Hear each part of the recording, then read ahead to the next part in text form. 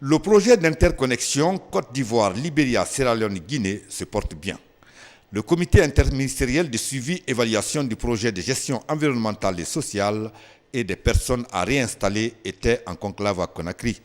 Ils ont mis en place des comités de gestion des plaintes des travailleurs et entreprises dans le souci d'exécuter ce projet d'interconnexion électrique sans problème. Nous attendons des commissions qui seront installées de bien gérer les conflits, de bien gérer les plaintes.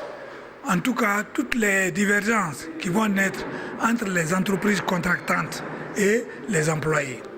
Nous voulons que le projet soit réalisé sans trop de problèmes pour ne pas que ces problèmes-là soient un facteur de retard de la réalisation des projets. La mise en œuvre du plan de gestion environnementale et sociale ainsi que celui du plan d'action de réinstallation des personnes affectées par le projet constitue une étape décisive. Elle exige la compréhension et le sens des responsabilités de chacun et de tous.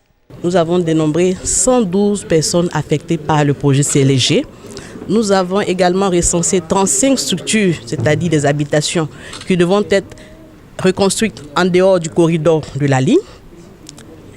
Et donc c'est sur cette base-là que ces études ont été réalisées. De 2011 à 2018, c'est-à-dire à la phase d'exécution du projet, la dynamique sociale ne nous permet pas aujourd'hui d'indemniser les populations sur la base de ces données qui sont caduques. Toutes les personnes dont les biens seront situés à l'intérieur du corridor de la ligne, ces personnes feront l'objet d'indemnisation juste et équitable, dont ces personnes seront compensées.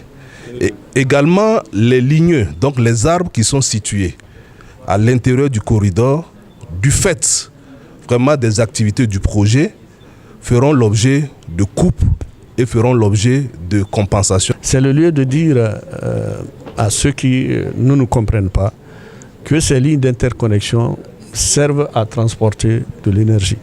Si on construit un ouvrage de production d'énergie, on ne construit pas les lignes pour transporter cette énergie et la distribuer. Ça ne sert à rien de faire ces barrages-là.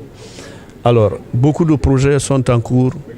Tout ce système-là rentre dans un plan, le grand plan directeur de l'électrification de toute la Guinée, mais aussi de la sous-région.